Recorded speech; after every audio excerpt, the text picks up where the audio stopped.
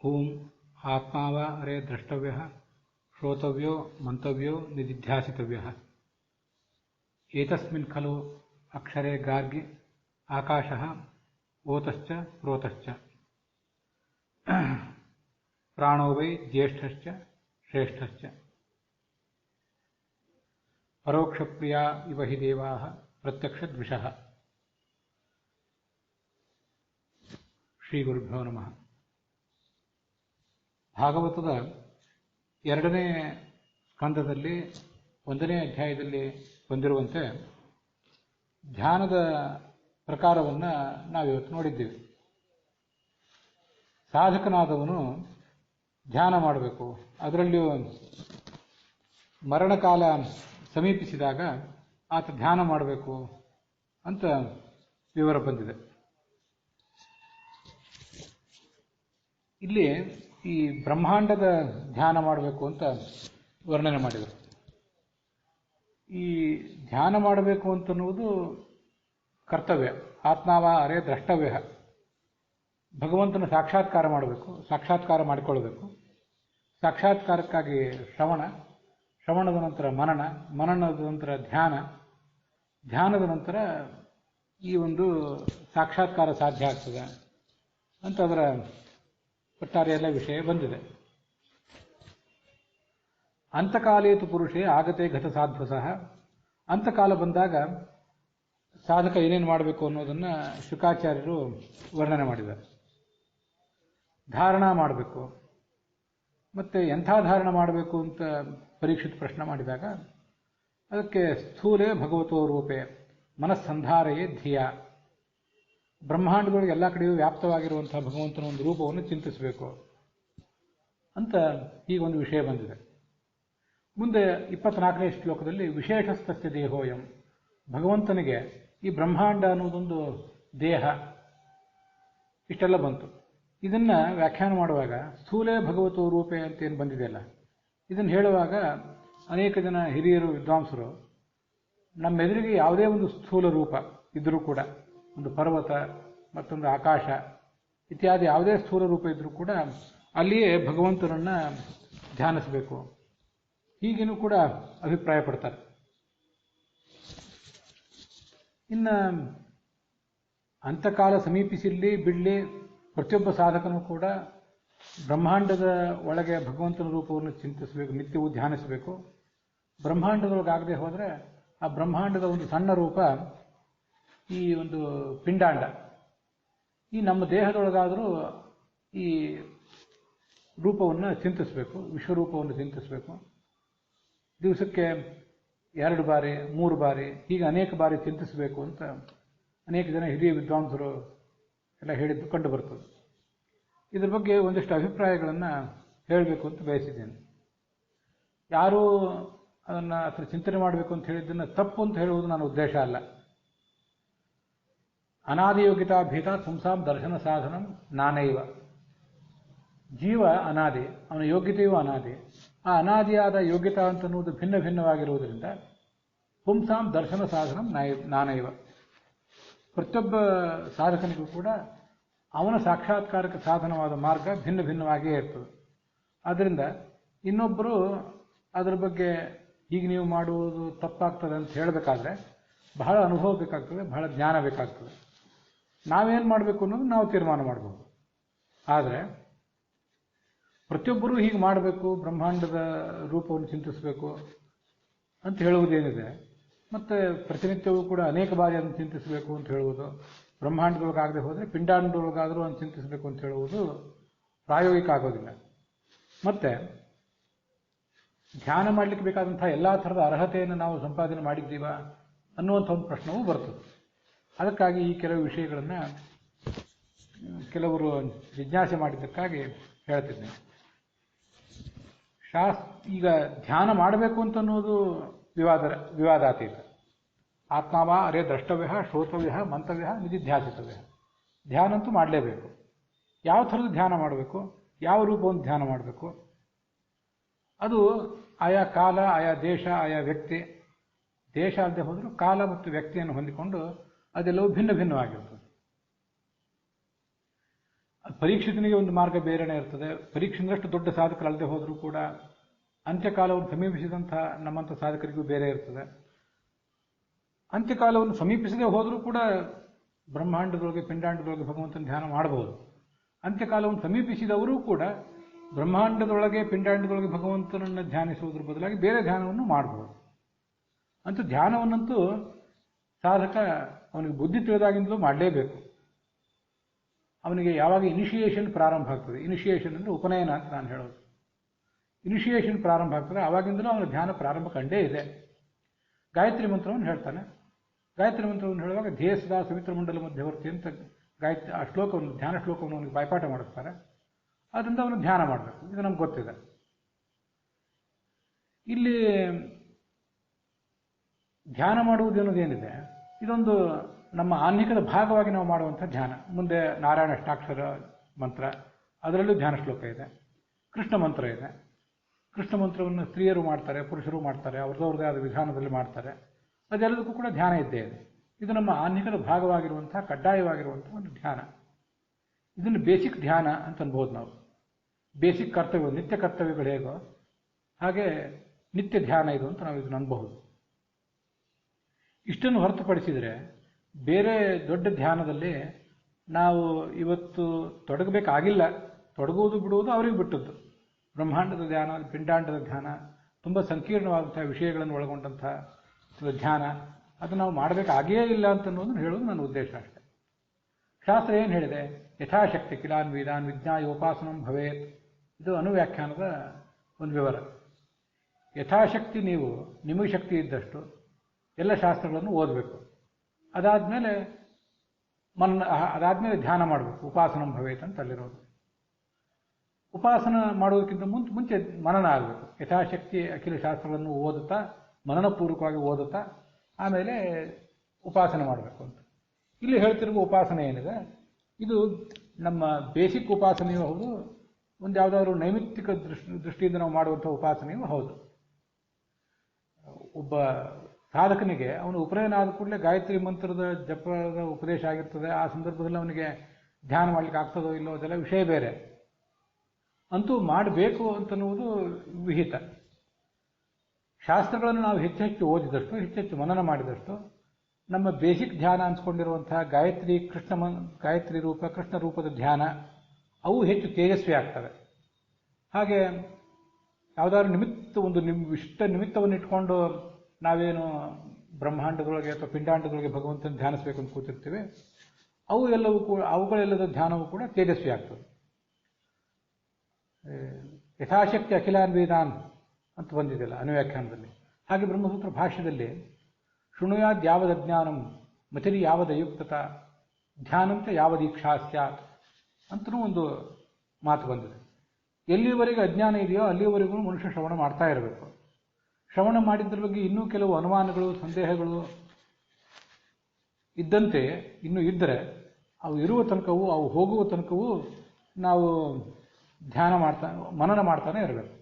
ಮತ್ತು ಧ್ಯಾನ ಎಲ್ಲಿವರೆಗೂ ಮಾಡಬೇಕು ಅಂದರೆ ಅದು ಬೇಸಿಕ್ ಧ್ಯಾನ ಆಗಿರಲಿ, ಒಂದು ವಿಶಿಷ್ಟ ಧ್ಯಾನ ಆಗಿರಲಿ, ನಿತ್ಯ ಧ್ಯಾನ ಆಗಿರಲಿ, ನೈಮಿತ್ತಿಕ ಧ್ಯಾನ ಆಗಿರಲಿ, ಅವೆಲ್ಲವನ್ನು ಕೂಡ ಯಾವ ದೀಕ್ಷಾ ಸ್ಯಾತ್ ಭಗವಂತನ ಸಾಕ್ಷಾತ್ಕಾರ ಆಗುವವರೆಗೂ ಮಾಡಲೇಬೇಕು ಅಂತ.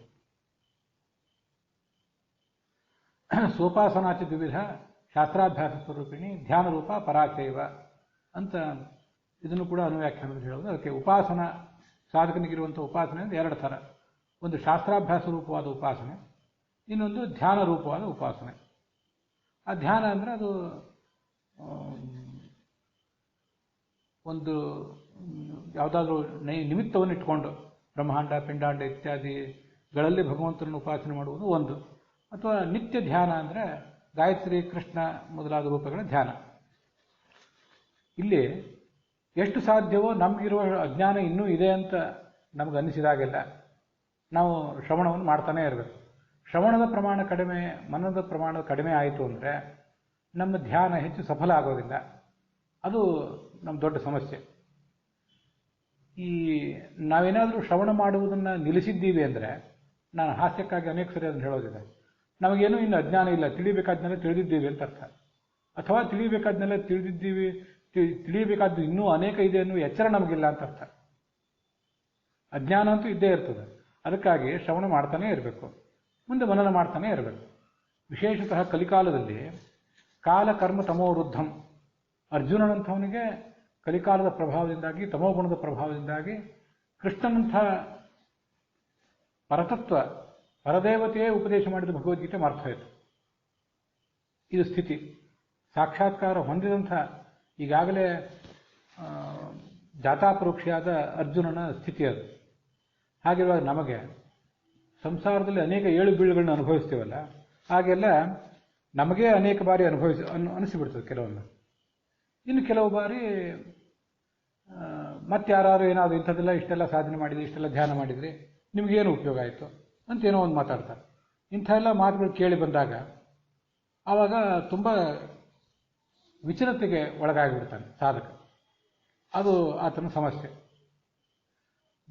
ಜೀವಮಾನದಲ್ಲಿ 60-70 ವರ್ಷ ಎಲ್ಲ ಒಂದು ರೀತಿಯಾಗಿ ಬದುಕಿ ಕೊನೆಗೆ ಇದೆಲ್ಲ ಬೇಕಾಗಿಲ್ಲ ಅಂಥೇಳಿ ದೇವರು ಪೆಟ್ಟಿಗೆ ಎಲ್ಲ ತೊಗೊಂಡು ಬಾವಿಗೆ ಹಾಕಿದವರು, ನದಿಗೆ ಹಾಕಿದವರು ಇದ್ದಾರೆ. ಬಾವಿಗೆ ಹಾಕದೆ ಹೋದರೂ ಕೂಡ ದೇವರು ಎಲ್ಲಿದ್ದಲ್ಲಿ ಅಲ್ಲೇ ಬಿಟ್ಟು ನನಗಿನ್ನು ಸಂಧ್ಯಾವಂದನವೂ ಬೇಡ, ಶ್ರಾದ್ದವೂ ಬೇಡ, ಯಾವುದೂ ಬೇಡ ಅಂತ ಬಿಟ್ಟವರಿದ್ದಾರೆ. ಸಾಂಸಾರಿಕ ಕಷ್ಟ ಕೋಟೆಗಳ ಒತ್ತಡವನ್ನು ತಡೆಯದೆ ಈ ಥರ ಮಾಡಿದವರಿದ್ದಾರೆ. ಏನೂ ಇಲ್ಲದೆ ಮತ್ತಾವುದೋ ಮತಿ ಭ್ರಮಣೆಗೆ ಸಿಕ್ಕು ಇನ್ನೇನೋ ಮಾಡಿದವರು ಇದ್ದಾರೆ. ಹೀಗೆ ಸಾಧಕ ಹಾವು ಏಣಿ ಆಟವನ್ನು ಆಡ್ತಾ ಇರ್ತಾನೆ ಯಾವಾಗಲೂ. ಕಲಿಯುಗದಲ್ಲಿ ವಿಶೇಷ ಅದು, ಏಳು ಬೀಳುಗಳು ಬಹಳ. ಹಾಗಿರುವಾಗ ಅಜ್ಞಾನವನ್ನು ಪರಿಹಾರ ಮಾಡಿಕೊಳ್ಳೋ ಪ್ರಯತ್ನ ಮೊದಲು ಮಾಡಬೇಕು. ಎಷ್ಟು ನಮ್ಮ ಜ್ಞಾನ ದೃಢ ಆಗ್ತದೋ, ಎಷ್ಟು ಮನನ ದೃಢ ಆಗ್ತದೋ, ಯಾವ ಗೊಂದಲಗಳಿಗೂ ಯಾವ ಬೇರೆ ಬೋಧನೆಗಳಿಗೂ ಕೂಡ ನಮ್ಮ ಮನಸ್ಸು ಮುಣಿಯುವುದಿಲ್ಲವೋ ಅಷ್ಟು ಧ್ಯಾನವನ್ನು ಹೆಚ್ಚು ಸಮರ್ಥವಾಗಿ ನಾವು ಮಾಡಲಿಕ್ಕೆ ಸಾಧ್ಯ ಆಗ್ತದೆ. ಅದಕ್ಕೆ ಯಥಾಶಕ್ತಿ ಅಖಿಲಾನ್ ವೇದಾನ್ ವಿಜ್ಞಾಯ ಉಪಾಸನ ಭವೇತ್ ಅಂತ ಹೇಳಿರೋದು. ಯಥಾಶಕ್ತಿ ಅಂದರೆ ಸ್ತ್ರೀಯರು ಪುರುಷರು ಎಲ್ಲರಿಗೂ ಕೂಡ ಆ ಮಾತನ್ನು ಅನ್ವಯಿಸಿ ನಾವು ಹೇಳಬೇಕಾಗ್ತದೆ. ಯಥಾಶಕ್ತಿ ಅಂದರೆ ಸ್ತ್ರೀಯರು ವೇದಾಧ್ಯಯನ ಮಾಡುವಂತಿಲ್ಲ, ಪುರುಷರು ವೇದಾಧ್ಯಯನ ಮಾಡುವಂತಿದೆ. ಅದರಲ್ಲಿ ಸರ್ವವೇದೋಕ್ತ ಮಾರ್ಗೇಣ ಕರ್ಮ ಕುರುವೀತ ನಿತ್ಯಶಃ. ಸಾಧ್ಯವಾದಷ್ಟು ಎಲ್ಲ ವೇದಗಳನ್ನು ಅಧ್ಯಯನ ಮಾಡಬೇಕು, ಅದಾದಮೇಲೆ ಕರ್ಮವನ್ನು ಮಾಡಬೇಕು ಅಂತ ಬಂದಿದೆ. ಅದಾಗದೆ ಹೋದರೆ ಸರ್ವಕರ್ಮ ಕೃತೌ ಯಸ್ಮಾತ್ ಅಶಕ್ತಾ ಸರ್ವಶಂತವಃ ಶಾಖಾಭೇದಂ ಕರ್ಮಭೇದಂ.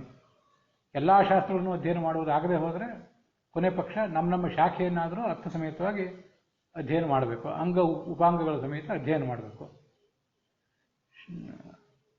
4 ವೇದಗಳನ್ನು ಅಧ್ಯಯನ ಮಾಡಬೇಕು. ಅದಾಗದೆ ಹೋದರೆ ನಮ್ಮ ಶಾಖೆಯನ್ನು ಅಧ್ಯಯನ ಮಾಡಬೇಕು. ಅದಕ್ಕೆ ಸಂಬಂಧಪಟ್ಟ 6 ಅಂಗಗಳನ್ನು ಅಧ್ಯಯನ ಮಾಡಬೇಕು.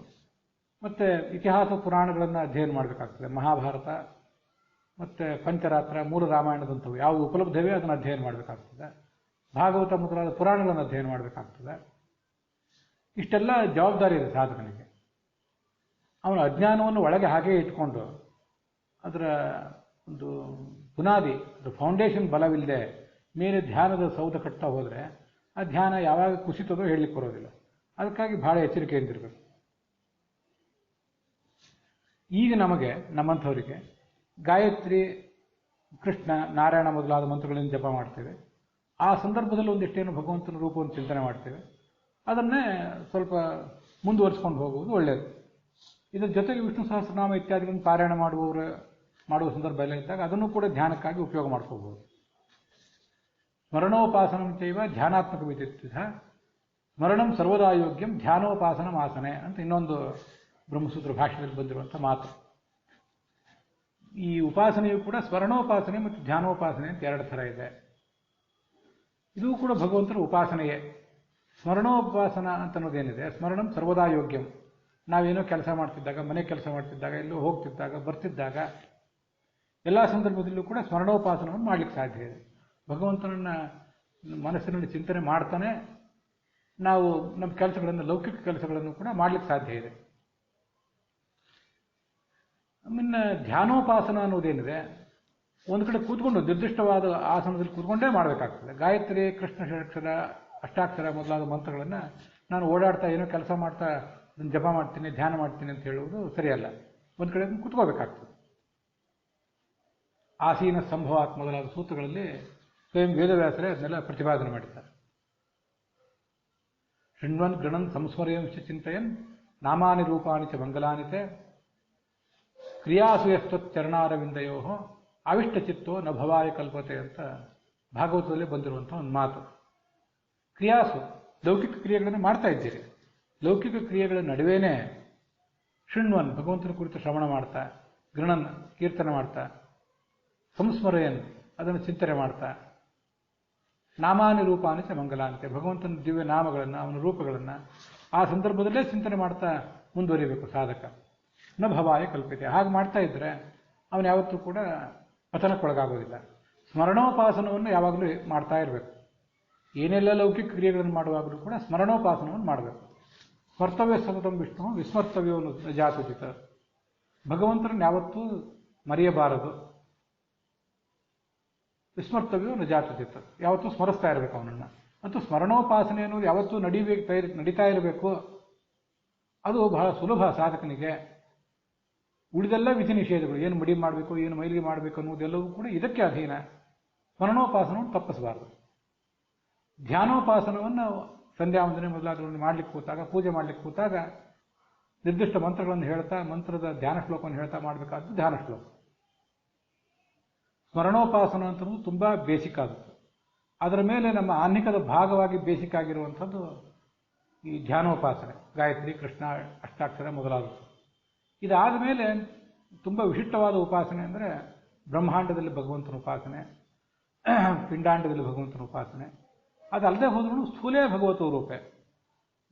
ಅನೇಕ ಜ್ಞಾನಿಗಳು ಅದರ ಬಗ್ಗೆ ವರ್ಣನೆ ಮಾಡಿದ್ದಾರೆ. ನಮ್ಮೆದುರಿಗಿರುವಂಥ ಬೆಟ್ಟ, ಆಕಾಶ ಇತ್ಯಾದಿಗಳು ನೋಡಿದಾಗಲೂ ಕೂಡ ಭಗವಂತನ ಸ್ಮರಣೆ ನಮಗೆ ಬರಬೇಕು. ಸ್ವಾನಂದಾಕೃತಿ ಮಸ್ಮರನ್ ಮುರರಿಪುಂ ಸ್ವಾನಂದ ತೀರ್ಥಸ್ಥದ ಅಂತ ಮಧ್ವಾಚಾರ್ಯರು ಹಿಮಾಲಯ ಪರ್ವತವನ್ನು ನೋಡಿ ಸ್ವಾನಂದ ರೂಪನಾದ, ಆನಂದ ರೂಪನಾದ ಭಗವಂತನ ನೆನಪು ಮಾಡಿಕೊಂಡ್ರು ಅಂತ ಕೇಳಿ ಬರ್ತದೆ.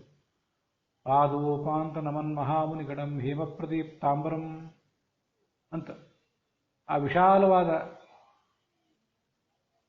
ಆ ಹಿಮಾಲಯ ಎಷ್ಟು ಅಗಲ, ಅದರ ಎತ್ತರ ಎಷ್ಟು, ಗೌರಿಶಂಕರ ಶಿಖರ ಅದರದ್ದು ಬಹಳ ಎತ್ತರವಾದ ಶಿಖರ, ಅದರ ಆಳ ಎಷ್ಟು, ಅದರ ಅಜ್ಞಾತವಾದ ಪ್ರದೇಶಗಳೆಷ್ಟು, ಅಂಥ ಮಹಾ ಹಿಮಾಲಯವನ್ನು ನೋಡಿದಾಗ ಆಚಾರ್ಯಗೆ ಈ ಭಗವಂತನ ನೆನಪು ಬಂತು, ಭಗವಂತನ ಅಲ್ಲಿ ಕಂಡ್ರು ಅಂತ ಕೇಳಿ ಬರ್ತದೆ. ಸ್ವಾನಂದಾಕೃತಿ ಅಸ್ಮರತ್. ಸುಮ್ಮನೆ ಏನೋ ನಮಗೆ ನೆನಪು ಬಂದಂತೆ, ನಮಗೇನೋ ನೋಡಿದಾಗ ನಾವೆಲ್ಲೂ ಹೋದಾಗ ಮತ್ತೆ ಯಾರ್ದೋ ಮಕ್ಕಳನ್ನ ನೋಡಿ ನಮ್ಮ ಮಕ್ಕಳ ನೆನಪು ಬರ್ತದೆ, ನಮ್ಮ ಹೆಂಡತಿನ ನೆನಪು ಬರ್ತದೆ, ಗಂಡನ ನೆನಪು ಬರ್ತದೆ. ಹಾಗೆ ನೆನಪು ಬಂದದ್ದಲ್ಲ ಅದು. ಆಚಾರ್ಯರು ಆ ಹಿಮಾಲಯ ಪರ್ವತವನ್ನು ನೋಡಿದಾಗ ಅಲ್ಲಿ ಆ ಸ್ಥೂಲವಾದ ಆ ಒಂದು ದೇಹ ಅದು ಭಗವಂತನಿಗೆ. ಅಲ್ಲಿ ಸ್ಥಾವರಾಣಾಂ ಹಿಮಾಲಯ ಮೇರು ಶಿಖರಿಣಾಮಹಂ, ಮೇರು ಪರ್ವತ ಮತ್ತು ಹಿಮಾಲಯ ಪರ್ವತ ಇತ್ಯಾದಿಗಳಲ್ಲಿ ಇರುವ ಭಗವಂತನ ರೂಪವನ್ನು ಅವರು ಕಂಡರು, ಸ್ಮರಣೋಪಾಸನೆ ಮಾಡಿದರು ಅಂತ ಅವ್ರ ತಾತ್ಪರ್ಯ. ಹಾಗೆ ಬ್ರಹ್ಮಾಂಡದಲ್ಲಿ ಅಥವಾ ಪಿಂಡಾಂಡದಲ್ಲೇ ಉಪಾಸನೆ ಮಾಡಲಿಕ್ಕಾಗದೆ ಹೋದ್ರು ಸ್ಥೂಲವಾದ ಅತಿ ವಿಶಾಲವಾದ ಏನನ್ನೇ ಕಂಡ್ರು ಅಲ್ಲೆಲ್ಲ ಕಡೆನೂ ಕೂಡ ಈ ಥರದ ಭಗವಂತನ ರೂಪವನ್ನು ಚಿಂತಿಸಬೇಕು. ಈ ನಮಗೆ ಪ್ರತಿಬಂಧಕಗಳು ಪರಿಹಾರ ಕಾಣಬೇಕಲ್ಲ, ಅದು ಇರೋದು.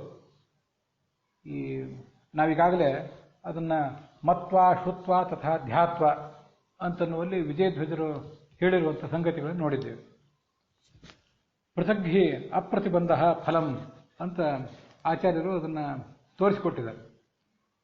ಬ್ರಹ್ಮಸೂತ್ರ ಭಾಷ್ಯದಲ್ಲಿ ಅದು ಬಂದಿದೆ. ಈ ಭಾಗವತದ ಪ್ರವಚನ ನಾವು ಹಿಂದೆ ಕೇಳಿದಾಗ ಅದನ್ನು ನೋಡೇ ಇದ್ದೇವೆ. ಮತ್ವ ಶ್ರುತ್ವ ತಥಾ ಧ್ಯಾತ್ವ. ಶ್ರುತ್ವ ಮತ್ವ, ಮೊದಲು ಶ್ರವಣ ಮಾಡಬೇಕು, ಆಮೇಲೆ ಮನನ ಮಾಡಬೇಕು. ತಥಾ ಧ್ಯಾತ್ವ, ಹಾಗೆ ಧ್ಯಾನ ಮಾಡಬೇಕು.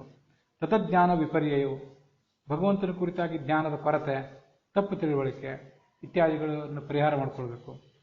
ಸಂಶಯವಂಚ ಪರಾಣುದ್ಯ, ಸಂಶಯವನ್ನು ಪರಿಹರಿಸ್ಕೊಳ್ಬೇಕು. ಮತ್ತು ಲಭತೆ ಬ್ರಹ್ಮದರ್ಶನಂ, ಮುಂದೆ ಕೊನೆಗೆ ಭಗವಂತನ ಸಾಕ್ಷಾತ್ಕಾರ ಅವನಿಗಾಗಲಿಕ್ಕೆ ಸಾಧ್ಯ ಅಂತ ಹೀಗೆ ಅದನ್ನು ವರ್ಣನೆ ಮಾಡ್ತಾರೆ.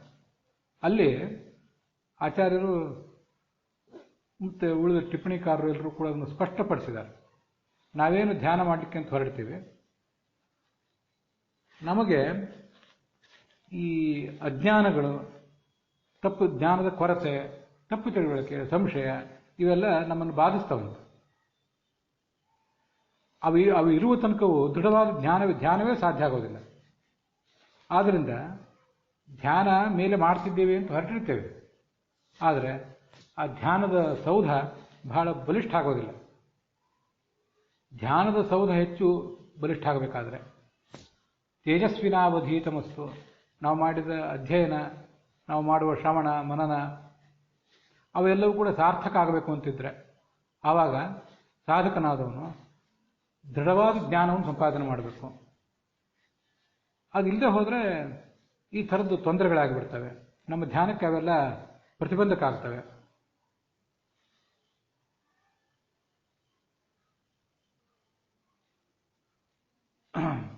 ಶ್ರವಣಾದಿ ಫಲಂಚ ಅಜ್ಞಾನ ವಿಪರ್ಯಯ ಆದಿ ದರ್ಶನ ಪ್ರತಿಬಂಧ ನಿವೃತ್ತಿ ಆಚಾರ್ಯರ ಮಾತು. ಶ್ರವಣ ಮನನ ಇತ್ಯಾದಿಗಳನ್ನು ಮಾಡ್ತೀವಲ್ಲ, ಶ್ರವಣಾದಿ ಅಂದರೆ ಶ್ರವಣ ಮನನ ಮತ್ತು ಧ್ಯಾನ, ಬೇಸಿಕ್ ಧ್ಯಾನ ಇತ್ಯಾದಿಗಳನ್ನು ಮಾಡ್ತೀವಲ್ಲ, ಇದರ ಫಲ ಏನು ಅಂದರೆ ಅಜ್ಞಾನ ವಿಪರ್ಯಯ ಮತ್ತು ಸಂಶಯಗಳನ್ನು ಪರಿಹರಿಸಿಕೊಳ್ಳುವುದು. ಇವು ಪರಿಹಾರ ಕಂಡ್ರೆ ಸಾಕ್ಷಾತ್ಕಾರ ತಾನೇ ಆಗ್ತದೆ. ನಮಗೆ ಇನ್ನೂ ಹೆಪ್ಪುಗಟ್ಟಿದ ಅಜ್ಞಾನವಿದೆ, ಅನೇಕ ಗೊಂದಲಗಳಿವೆ ಅಂತಿದ್ದಾಗ ಶ್ರವಣ ಮನನಗಳಿಗೆ ಹೆಚ್ಚು ಗಮನ ಕೊಡುವುದು ಯೋಗ್ಯ. ಈಗ ಪ್ರತಿಬಂಧಕಗಳೆಲ್ಲ ನಿವೃತ್ತ ಆಗ್ತಾ ಆಗ್ತಾ ಹೋದಂತೆ ಸುದೀರ್ಘವಾದಂತಹ ಬ್ರಹ್ಮಾಂಡದ ಧ್ಯಾನ, ಪಿಂಡಾಂಡದ ಧ್ಯಾನ ಇತ್ಯಾದಿಗಳನ್ನು ಮಾಡಲಿಕ್ಕೆ ಸಾಧ್ಯ ಆಗ್ತದೆ. ನಮಗಿನ್ನೂ ಅಜ್ಞಾನ ಇದೆಯಾ, ಏನು, ನಮ್ಮ ಮಾರ್ಗ ಹೇಗೆ ಅಂತ ಅನ್ನೋದನ್ನು ಸಾಧಕನಾದವನು ತಾನೇ ಆತ್ಮವಿಮರ್ಶೆ ಮಾಡಿಕೊಂಡು ತೀರ್ಮಾನ ಮಾಡಬೇಕಾಗ್ತದೆ. ಅದನ್ನು ಸಾಧಕನ ಮನಸ್ಸಿನ ಒಳಹೊಕ್ಕು ಅವನ ಸ್ವರೂಪಗಳು ನೋಡಬಲ್ಲನೆ ಹೊರತು ಉಳಿದ ಗುರುಗಳಿಗೆ ಅದನ್ನು ನೋಡ್ಲಿಕ್ಕೆ ಬರೋದಿಲ್ಲ. ಅಧ್ಯಾಪಿತೇನ ದೇವಾದ್ಯಾಹ ಶೃಣ್ವತೆ ಮನ್ವತೆ ಸದಾ. ಶ್ರವಣ ಮನನ ಇವುಗಳ ಫಲ ಎಷ್ಟು ಅಂತಂದರೆ ಅಧ್ಯಾಪಿತೇನ ದೇವಾದ್ಯಾಹ, ಇವತ್ತಿಗೂ ಕೂಡ ದೇವತೆಗಳು ಮೊದಲಾದವರು ಶೃಣ್ವತೆ ಶ್ರವಣ ಮಾಡ್ತಾರೆ, ಮನ್ವತೆ ಮನನ ಮಾಡ್ತಾರೆ, ಧ್ಯಾಯಂತಿತ ಯಥಾಯೋಗಂ, ಹೇಗೆ ಹೇಗೆ ಸಾಧ್ಯವೋ ಹಾಗಾಗೆಲ್ಲ ಧ್ಯಾನ ಮಾಡ್ತಾರೆ. ಅದು ಅಂದರೆ ಸ್ಮರಣೋಪಾಸನೆ ಮಾಡ್ತಾರೆ ಅಥವಾ ಧ್ಯಾನೋಪಾಸನೆ, ಒಂದು ಕಡೆ ಕೂತ್ಕೊಂಡು ಆಸೀನ ಒಂದು ಜಾಗದಲ್ಲಿ ಕೂತ್ಕೊಂಡಾದರೂ ಧ್ಯಾನ ಮಾಡ್ತಾರೆ. ಅದನ್ನು ಅವರು ಯಾವತ್ತೂ ಕೂಡ ನಿಲ್ಲಿಸೋದಿಲ್ಲ. ಇದು ಕೂಡ ಅನುವ್ಯಾಖ್ಯಾನದಲ್ಲಿ ಬಂದಿರುವಂತಹ ಮಾತು. ಶ್ರವಣಕ್ಕೆ ಎಷ್ಟು ಮಹತ್ವ ಇದೆ ಅಂದರೆ, ಈ ಹಿಂದೆ ಬೇಕಾಶ್ರೀ ಮಾತು ನಾವು ನೋಡಿದ್ದೇವೆ. ಪ್ರಾಯೋ ನ ಅಜ್ಞಾತಂ ಚತುರ್ಮುಖಸ್ಯ ಶ್ರೋತವ್ಯಂ ಪ್ರಾಯಶೋ ಹರೇಹೇ ವಿಷ್ಣು ಪ್ರೀತ್ಯರ್ಥಮೇವಾಸ್ಯ. ಚತುರ್ಮುಖ ಬ್ರಹ್ಮ ಸರ್ವಜ್ಞ, ಅವನಿಗೆ ತಿಳಿಯದೇ ಇರುವಂಥ ಸಂಗತಿಯೇ ಏನೂ ಇಲ್ಲ. ಆದರೂ ಕೂಡ ಮತ್ತಷ್ಟು ಶ್ರವಣ ಮಾಡ್ತಾನೆ. ಯಾಕೆ ಮಾಡ್ತಾನೆ? ವಿಷ್ಣು ಪ್ರೀತ್ಯರ್ಥಂ, ಭಗವಂತನ ಪ್ರೀತಿಗಾಗಿ ಮತ್ತಷ್ಟು ಶ್ರವಣ ಮಾಡ್ತಾ ಇರ್ತಾನೆ. ಶ್ರವಣ ಮಾಡಿದಷ್ಟು ಅವನಿಗೆ ಆನಂದ, ಮುಂದಿನ ಆನಂದ ಹೆಚ್ಚಾಗ್ತದೆ. ಪುರಯೇವ ಪೂರಿತಮಪೂರಯತ್ ಪುನಃ ಅಂತ ವೇದವ್ಯಾಸರು ಮತ್ತು ಭಗವಂತನ ನಾರಾಯಣ ಎಂಬ ರೂಪ, ಈ ಎಲ್ಲ ದೇವತೆಗಳು, ಭಗವಂತನ ಈ ರೂಪಗಳು ಆಚಾರ್ಯರ ಮನಸ್ಸು, ಮಧ್ವಾಚಾರ್ಯರ ಮನಸ್ಸು ಮೊದಲೇ ತುಂಬಿದ ಮನಸ್ಸೇ ಅದು, ತುಂಬಿದ ಕೊಡವೇ ಅದು. ತುಂಬಿದ ಕೊಡದಲ್ಲಿ ಮತ್ತಷ್ಟು ಜ್ಞಾನವನ್ನು ತುಂಬಿದರು ಅಂತ ಮಧ್ವವಿಜಯ ಹೇಳ್ತದೆ. ಹೀಗೆ ಚತುರ್ಮುಖ ಬ್ರಹ್ಮನಿಗೆ ತಿಳಿಯದ ಸಂಗತಿಯೇ ಏನೂ ಇಲ್ಲದೆ ಹೋದರೂ ಕೂಡ ಭಗವಂತನ ಪ್ರೀತಿಯಾಗಿ ಮತ್ತಷ್ಟು ಶ್ರವಣ ಮಾಡ್ತಿರ್ತಾನೆ, ಮನನ ಮಾಡ್ತಾನೆ, ಧ್ಯಾನನೂ ಮಾಡ್ತಾನೆ. ಶ್ರವಣವನ್ನು ನಿಲ್ಲಿಸಬಾರ್ದು. ತದನ್ಯೇಷಾಂ ಯಥಾಯೋಗಂ ಅಖಿಲ, ಈ ಉಳಿದವರಿಗೆ ಅನ್ಯೇಷಾಂ ಶ್ರವಣಾಜ್ಞಾನಂ ಕ್ರಮಶೋ ಮಾನುಷೋತ್ತರಂ. ಚತುರ್ಮುಖ ಬ್ರಹ್ಮನಿಂದ ಕೆಳಗೆ ಬಂದಂತೆ ದೇವ, ಋಷಿ, ಪಿತೃ, ಮತ್ತು ನರ ಅಲ್ಲಿ ಬಂದಂತೆ ಶ್ರವಣಾಜ್ಞಾನಂ, ಶ್ರವಣದಿಂದಲೇ ಜ್ಞಾನ ಬರಬೇಕಾಗುತ್ತೆ. ಮತ್ತೆ ಶ್ರವಣವನ್ನು ಅವರು ನಿಲ್ಲಿಸುವಂತಿಲ್ಲ. ಕ್ರಮಶೋ ಮಾನುಷೋತ್ತರಂ. ಮನುಷ್ಯರಿಗಂತೂ ಶ್ರವಣದ ಮೇಲಿನ ಅವಲಂಬನೆ ಉಳಿದವರೆಲ್ಲರಿಗಿಂತಲೂ ಹೆಚ್ಚು. ಚಕ್ರವರ್ತಿಗಳು, ಪಿತೃಗಳು, ಋಷಿಗಳು, ದೇವತೆಗಳು ಎಲ್ಲರಿಗಿಂತ ಆತನಿಗೆ ಹೆಚ್ಚು. ಯಾಕೆಂದರೆ ಅತ್ಯಲ್ಪ ಪ್ರತಿಭಾನತ್ವಾತ್ ಮನುಷ್ಯ ಶ್ರುತವೇದಿನಃ. ಸೃಷ್ಟಿಯಲ್ಲೇ ಅತ್ಯಂತ ಕಡಿಮೆ ಪ್ರತಿಭಾಶಕ್ತಿ, ಅತ್ಯಂತ ಕಡಿಮೆ ನೆನಪಿನ ಶಕ್ತಿ, ಅತ್ಯಂತ ಕಡಿಮೆ ಎಚ್ಚರ, ಭಗವತ್ ತತ್ವದ ಬಗ್ಗೆ ಎಚ್ಚರ, ಅಧ್ಯಾತ್ಮದ ಬಗ್ಗೆ ಎಚ್ಚರ ಕಡಿಮೆ ಇರುವಂತಹ ಯಾವುದಾದ್ರೂ ವ್ಯಕ್ತಿ ಅಂದರೆ ಮನುಷ್ಯ. ನಮ್ಮ ಸುತ್ತಮುತ್ತಲು ನಾವು ನೋಡಿದಿರುವಂತಹ ಅತಿ ದೊಡ್ಡ ಮೇಧಾವಿಗಳು ಅಂತನ್ನುವರು ಸೃಷ್ಟಿಯಲ್ಲಿ ಅತ್ಯಂತ ಸಣ್ಣವರು. ದೇವ, ಋಷಿ, ಪಿತೃಪ, ನರರಲ್ಲಿ ಅತ್ಯಂತ ಸಣ್ಣವರು. ಇನ್ನು ನಮ್ಮಂಥವ್ರ ಪಾಡೇನು? ಆದ್ದರಿಂದ ನಾವು ಶ್ರವಣದ ಮೂಲಕ ಮತ್ತೆ ಅದನ್ನು ಗಟ್ಟಿ ಮಾಡ್ಕೋಬೇಕಾಗ್ತದೆ. ಅನ್ಯೇಷಾಂ ಶ್ರವಣಾಜ್ಞಾನಂ. ಶ್ರವಣ ಮಾಡ್ತಾ ಹೋದಂತೆ ನಮ್ಮ ಅಂತಃಕರಣದ ಮಲಗಳೆಲ್ಲ ತೊಳೆದು ಹೋದಂತೆ ನನಗೆ ಮತ್ತಷ್ಟು ಹೆಚ್ಚಿನ ಜ್ಞಾನವನ್ನು ನಮಗೆ ಪಡ್ಕೊಳ್ಳಿಕ್ಕೆ ಅನುಕೂಲ ಆಗ್ತದೆ. ಅದಕ್ಕಾಗಿ ಅದನ್ನು ಮಾಡ್ತಾ ಇರಬೇಕು. ವಸ್ತುತಃ ಶ್ರವಣಕ್ಕೆ ಕೊಡಬೇಕಾದಂಥ ಶ್ರವಣ ಅಂದರೆ ನಾವು ಪಾಠ ಕೇಳುವುದು ಮತ್ತು ಇನ್ನೊಬ್ಬರಿಗೆ ಪಾಠ ಹೇಳುವುದು ಎರಡೂ ಕೂಡ. ಅದಕ್ಕೆ ಇವತ್ತು ನಾವು ನೋಡ್ತಿರುವಂಥ ಸಮಾಜದಲ್ಲಿ ಅದಕ್ಕೆ ಒತ್ತು ಕೊಡುವುದು ಸ್ವಲ್ಪ ಕಡಿಮೆ ಆಗಿದೆ. ಅದು ಸ್ವಲ್ಪ ಬಾರಿ ಖೇದ ಅನ್ನಿಸ್ತದೆ. ಯಾರನ್ನೂ ಟೀಕೆ ಮಾಡಿದ್ದೀನಿ ತಿಳ್ಕೋಬಾರ್ದು. ಯಾವ ಹುತ್ತದಲ್ಲಿ ಯಾವ ಹಾವು ಇರ್ತದೋ ಅದು ಗೊತ್ತಾಗೋದಿಲ್ಲ. ಉಳಿದ ಪೂಜೆ ಪುನಸ್ಕಾರಗಳು ಮತ್ತು ಧ್ಯಾನ ಮಾಡ್ತೀವಿ ಅನ್ನುವ ಒಂದು ಉತ್ಸಾಹ, ಇಂಥದ್ರಲ್ಲೇ ಸಾಧಕ ಮುಂದೆ ಹೋಗಿಬಿಡ್ತಾನೆ. ಅಧ್ಯಾತ್ಮ ನಡೀತಿರ್ತದೆ, ಯಾರ್ಯಾರೋ ಪೂಜೆ ಮಾಡ್ತಿರ್ತಾರೆ, ಮತ್ತೇನೇನೋ ನಡೀತಿರ್ತದೆ, ಸಂಭ್ರಮೋತ್ಸಾಹಗಳು, ಅಧ್ಯಾತ್ಮದ ಹೆಸರಿನಲ್ಲಿ ಸಂಭ್ರಮೋತ್ಸಾಹಗಳು ನಡೀತಿರ್ತವೆ. ಮನುಷ್ಯ ಅದರಲ್ಲಿ ಪ್ರವಾಹದಲ್ಲಿ ತೇಲ್ಕೊಂಡು ಹೋಗ್ತಾ ಇರ್ತಾರೆ. ತಾನು ವೈಯಕ್ತಿಕವಾಗಿ ಎಷ್ಟು ಶ್ರವಣ ಮಾಡಿದ್ದಾನೆ, ಇನ್ನೊಬ್ಬರಿಗೆ ಎಷ್ಟು ಶ್ರವಣ ಮಾಡಿಸುವ ಅರ್ಹತೆ ಅವನಿಗಿದ್ರೆ, ಕೂತು ಎಷ್ಟು ಮನನ ಮಾಡಿದ್ದಾನೆ ಅಂತನ್ನುವುದನ್ನು ಗಮನಿಸಬೇಕಾಗ್ತದೆ. ಕಲಿಕಾಲ ಇದೆಲ್ಲ ಬಹಳ ಪ್ರಬಲವಾದಂಥದ್ದು. ಮನುಷ್ಯನ ಮನಸ್ಸೇ ಬಹಳ ಸೂಕ್ಷ್ಮ. ಅಂಥದ್ರಲ್ಲಿ ಅನೇಕ ಲೌಕಿಕ ಪ್ರಲೋಭನೆಗಳಿಗೆ ಬಲಿಯಾಗಿ ನಮಗೆ ಅಧ್ಯಾತ್ಮವೇ ಬೇಡ ಅಂತ ಅನಿಸಿಬಿಡ್ತದೆ. ಅಧ್ಯಾತ್ಮವೇ ಬೇಕು ಅಂತಿದ್ರೂ ಕೂಡ ಅನೇಕ ತಪ್ಪು ತಿಳುವಳಿಕೆಗಳನ್ನೇ ಅಧ್ಯಾತ್ಮದ ಹೆಸರಿನಲ್ಲಿ, ತಪ್ಪು ಆಚಾರಗಳು ಮತ್ತು ತಪ್ಪು ವಿಚಾರಗಳು, ಇದು ಬೇಕು ಅನ್ನೋ ಹೆಸರಿನಲ್ಲಿ ನಾವು ಅದನ್ನು ಸ್ವೀಕಾರ ಮಾಡಿಬಿಡುವಂಥ ಪ್ರಸಂಗ ಬರ್ತದೆ. ನಮಗೆ ಒಂದು ದಾರ್ಢ್ಯ ಇಲ್ಲದೆ ಹೋದರೆ, ನಮಗೊಂದು ಬೇಸಿಕ್ ಅರ್ಹತೆ ನಾವು ಗಳಿಸ್ಕೊಳ್ಳದೆ ಹೋದರೆ, ಅಥವಾ ಆ ಅರ್ಹತೆಯನ್ನು ನಾವು ಅಪ್ಡೇಟ್ ಮಾಡ್ಕೊಳ್ಳದೆ ಹೋದರೆ, ತಪ್ಪು ಆಚಾರ ವಿಚಾರಗಳಿಗೆ ನಾವು ಬಲಿ ಬೀಳುವಂಥ ಸಾಧ್ಯತೆ ಇರ್ತದೆ. ಅದಕ್ಕಾಗಿ ಸಾಧಕ ಅದನ್ನು ಮತ್ತಷ್ಟು ಶ್ರವಣ ಮಾಡ್ತಾನೇ ಇರಬೇಕು. ಶ್ರವಣ ಮಾಡ್ತಾ ಇದ್ದರೆ ಇದೊಂದು ವಿಚಾರ ಮಾಡಬೇಕು. ಸ್ತ್ರೀಯರಿಗೆ ವೇದಾಧ್ಯಯನ ಮಾಡುವ ಅಧಿಕಾರ ಇಲ್ಲದೆ ಇರಬಹುದು. ಮಹಾಭಾರತದಂಥ ಒಂದು ಮಹಾಗ್ರಂಥ, ಭಾಗವತದಂಥ ಮಹಾಗ್ರಂಥ, ಅದನ್ನು ವಿಸ್ತಾರವಾಗಿ ಓದುವಂಥ ಒಂದು ಪ್ರವೃತ್ತಿಯನ್ನು ನಾವು ಯಾಕೆ ಮಾಡೋದಿಲ್ಲ? ಓದಿದ್ರೆ ಎಷ್ಟು ಅರ್ಥ ಆಗ್ತದೋ ಅದೆಲ್ಲ ವಿಚಾರ ಬೇರೆ. ಮನುಷ್ಯನಿಗಿರೋ ಸಮಸ್ಯೆನೇ ಅದು. ಅಧ್ಯಾತ್ಮದ ಹೆಸರಿನಲ್ಲಿ ಮತ್ತೇನೇನೋ ಸಂಭ್ರಮ ಉತ್ಸಾಹಗಳಲ್ಲಿ ಪಾಲ್ಗೊಳ್ತಾನೆ. ಒಂದು ಪುಸ್ತಕ ಇಟ್ಕೊಂಡು ತಾನು ಕೂತ್ಕೊಳ್ಳಿಕ್ಕೆ ಅಥವಾ ಒಬ್ಬರು ಗುರುವಿನ ಹತ್ರ ಹೋಗಿ ಆಮೂಲಾಗ್ರವಾಗಿ ಇದು ನನಗೆ ಹೇಳಿ ಅನ್ನೋ ಪ್ರವೃತ್ತಿನೇ ಅವನಿಗೆ ಕಡಿಮೆ ಆಗಿಬಿಡ್ತದೆ. ತುಂಬ ಸಂಕ್ಷಿಪ್ತವಾದ ರೀತಿಯಲ್ಲಿ ಶ್ರವಣ ಆಗಬೇಕು, ಸಪ್ತಾಹಗಳಾಗಬೇಕು, ಪ್ರೋಷ್ಠಪದಿಗಳಾಗಬೇಕು, ವಿವರ ಬೇಡ. ಹೆಚ್ಚಿನ ಸೂಕ್ಷ್ಮಾಂಶಗಳು, ರಹಸ್ಯಾಂಶಗಳು, ಟಿಪ್ಪಣಿ ಅಂಶಗಳು, ವ್ಯಾಖ್ಯಾನ ಮಾಡಿದಂಥ ಮಹಾನುಭಾವರ ಅವರ ಜೀವಮಾನದ ಅನುಭವಗಳು, ಅವುಗಳನ್ನ ನಾವು ಒಂದಿಷ್ಟು ಕಿವಿ ಕೊಟ್ಟು ಕೇಳಬೇಕು ಅನ್ನುವಂಥ ತಾಳ್ಮೆಯೇ ಇಲ್ಲ. ಬೇಗ ಬೇಗ ಮುಗಿಬೇಕು ಎಲ್ಲವೂ ಕೂಡ. ಊಟವು ಈಗಿನ ಕಾಲದಲ್ಲಂತೂ ವಿದ್ಯಾಭ್ಯಾಸವೂ ಬೇಗ ಮುಗಿಬೇಕು, ಊಟವೂ ಬೇಗ ಮುಗಿಬೇಕು, ಮದುವೆಯೂ ಬೇಗ ಮುಗಿಬೇಕು. ಎಲ್ಲವೂ ಕೂಡ ಕ್ರ್ಯಾಶ್ ರೀತಿಯಲ್ಲಿ, ಕ್ರ್ಯಾಶ್ ಕೋರ್ಸ್ಗಳಿಗೆ ಎಲ್ಲದಕ್ಕೂ ಕೂಡ. ಅಧ್ಯಾತ್ಮಕ್ಕೆ ಹಾಗೆ ಕ್ರ್ಯಾಶ್ ಕೋರ್ಸ್ ಅನ್ನೋದಿಲ್ಲ. ಬಹೂನಾಂ ಜನ್ಮನಾಮಂತೆ ಜ್ಞಾನವಾನ್ಮ ಪ್ರಪದ್ಯತೆ. ಬಹಳ ದೀರ್ಘಕಾಲ ಜ್ಞಾನಕ್ಕಾಗಿ ಪ್ರಯತ್ನ ಪಟ್ಟ ಮೇಲೆ ಅದು ನನ್ನನ್ನು ಜ್ಞಾನವನ್ನು ಪಡೆದು ಮುಂದೆ ನನ್ನನ್ನು ತಲುಪ್ತಾನೆ ಅಂತ ಕೃಷ್ಣ ಭಗವದ್ಗೀತೆಯಲ್ಲಿ ಹೇಳ್ತಾನೆ. ಅದ್ರ ಬಗ್ಗೆ ನಮಗೊಂದಿಷ್ಟು ಎಚ್ಚರ ಇರಬೇಕಾಗ್ತದೆ. ಆದ್ದರಿಂದ ಓದುವಂಥ ಪ್ರವೃತ್ತಿಯನ್ನು, ಶ್ರವಣ ಮಾಡುವಂಥ ಪ್ರವೃತ್ತಿಯನ್ನು, ಓದುವುದು ಅಂದರೆ ಶ್ರವಣ ಮಾಡುವುದು ಮತ್ತು ಇನ್ನೊಬ್ಬರಿಗೆ ಬೋಧನೆ ಮಾಡುವುದು. ಬೋಧನೆ ಮಾಡುವುದು ಅಂತನ್ನೋದು ಎರಡನೇ ಮೆಟ್ಟಿಲದು. ಅದಕ್ಕೆ ಬೇಕಾದಂಥ ಬಹಳ ದೊಡ್ಡ ಅರ್ಹತೆಯನ್ನು ಸಾಧಕ ಮೊದಲು ಗಳಿಸ್ಕೋಬೇಕಾಗ್ತದೆ. ಸ್ತ್ರೀಯರೇ ಅಧ್ಯಯನ ಮಾಡಬೇಕಾದ, ಆದರೆ ಇನ್ನೂ ಮಾಡಿಲ್ಲದೇ ಇರುವ ಸಂಗತಿಗಳು ಎಷ್ಟಿವೆ ಇದನ್ನು ಗಮನಿಸಬೇಕು. ಇನ್ನು ಪುರುಷರಿಗಂತೂ ನಾವೇನು ಸಂಧ್ಯಾವಂದನೆ, ದೇವರ ಪೂಜೆ ಮೊದಲಾದನ್ನೆಲ್ಲ ವೇದ ಮಂತ್ರಗಳನ್ನು ಹೇಳಿ ಮಾಡ್ತಾ ಇದ್ದೀವಿ, ಅದರದೆಲ್ಲ ಅರ್ಥ ತಿಳ್ಕೊಂಡಿದ್ದೇವೆ. ಎಷ್ಟನ್ನೋ ತಿಳ್ಕೊಳ್ಬೇಕಲ್ಲ. ಸಮಸ್ತ ವೇದಗಳ ಅರ್ಥವನ್ನು ತಿಳ್ಕೊಳ್ಳೋದು, ಇಡೀ ಋಗ್ವೇದದ ಅರ್ಥವನ್ನು ತಿಳ್ಕೊಳ್ಳೋದು, ಇಡೀ ಯಜುರ್ವೇದದ ಅರ್ಥ ತಿಳ್ಕೊಳ್ಳೋದು ಇರಲಿ. ಸಂಧ್ಯಾವಂದನೆ, ದೇವರ ಪೂಜೆ, ಶ್ರಾದ್ದದಲ್ಲಿ ನಾವು ಬಳಕೆ ಮಾಡುವಂಥ ಮಂತ್ರಗಳು, ಇವುಗಳನ್ನಾದರೂ ಕೆಲವನ್ನಾದರೂ ಅರ್ಥ ತಿಳಿದು ಹೇಳುವಂಥ ನಾವು ಪ್ರವೃತ್ತಿ ಮಾಡಬೇಕಲ್ಲ. ಅದನ್ನು ಮಾಡದೆ ಹೋದರೆ ಶಾಸ್ತ್ರ ಅದನ್ನು ಕೆಲವು ಕಡೆ ಪಂಕೆ ಗೌರಿವ ಸೀದತೆ ಅಂತ, ಈಗ ಶಾಸ್ತ್ರಗಳನ್ನು ತಲೆ ಮೇಲೆ ಧರಿಸಿದ್ದಾನೆ, ಆದರೆ ಅರ್ಥಗಳನ್ನು ತಿಳ್ಕೊಳ್ಳೋ ಪ್ರಯತ್ನ ಮಾಡ್ತಿಲ್ಲ ಅಂತ ಒಂದು ಸ್ಥಿತಿ ಹೇಗಾಗ್ತದೆ ಅಂದರೆ, ಪಂಕೆ ಗೌರಿವ, ಈ ಒಂದು ದೊಡ್ಡ ಗೂಳಿ ಅದು ಆ ಕೆಸರಿನಲ್ಲಿ ಹೋಗಿ ಸಿಕ್ಕಿಬಿದ್ದಿದೆ. ಆ ಕೆಸರಿನಲ್ಲಿ ಹೋಗಿ ಸಿಕ್ಕಿಬಿದ್ದ ಗೂಳಿಯನ್ನು ಹೊರಗೆ ತೆಗಿಲಿಕ್ಕೆ ಇವನಿಗೆ ಬೇರೆ ಯಾರಿಗೂ ಆಗೋದಿಲ್ಲ.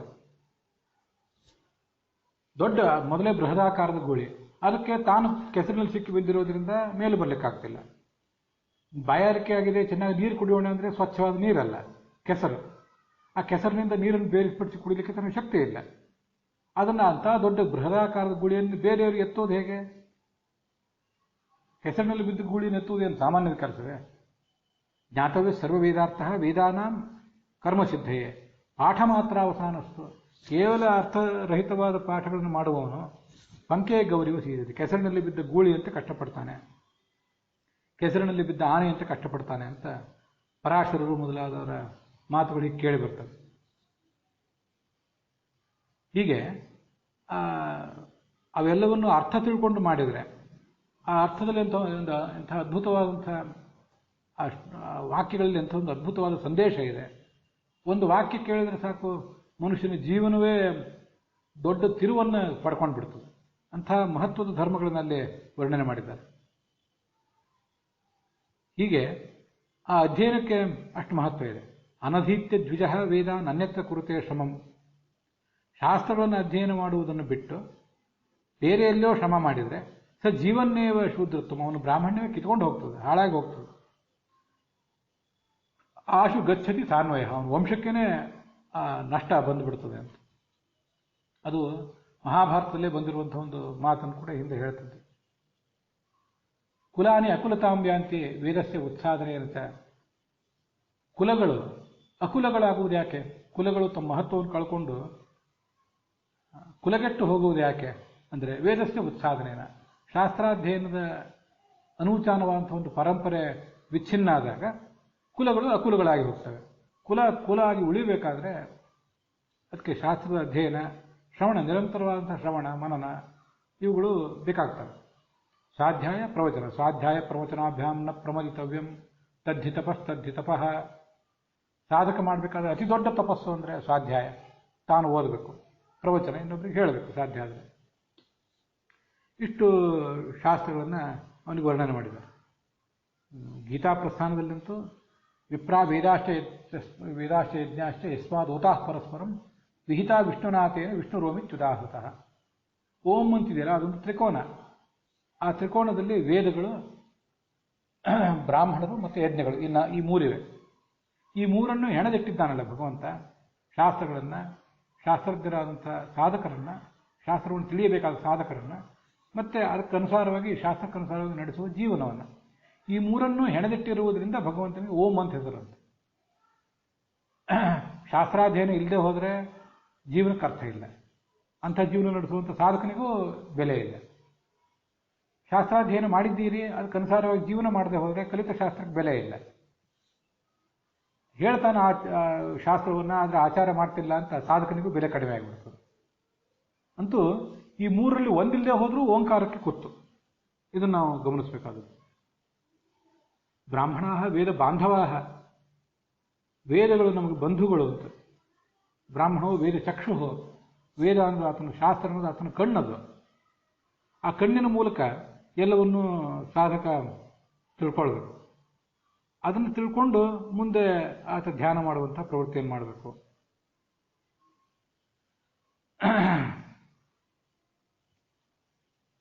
ಹೀಗೆ ಧ್ಯಾನ ಮಾಡುವುದಕ್ಕೆ ಬೇಸಿಕ್ ಧ್ಯಾನ, ಗಾಯತ್ರಿ, ಕೃಷ್ಣ ಷಡಕ್ಷರ, ಅಷ್ಟಾಕ್ಷರ ಮೊದಲಾದ ಮಂತ್ರಗಳನ್ನೇನು ಉಪದೇಶ ತಗೊಂಡಿದ್ದೇವೆ, ಅದರ ಬೇಸಿಕ್ ಧ್ಯಾನಕ್ಕೆ ಒಂದು ಆದ್ಯತೆ ಬೇಕು. ಅದು ಇನಿಷಿಯೇಷನ್, ಉಪನಯನದಿಂದಲೇ ಪ್ರಾರಂಭ ಕಾಣಬೇಕು.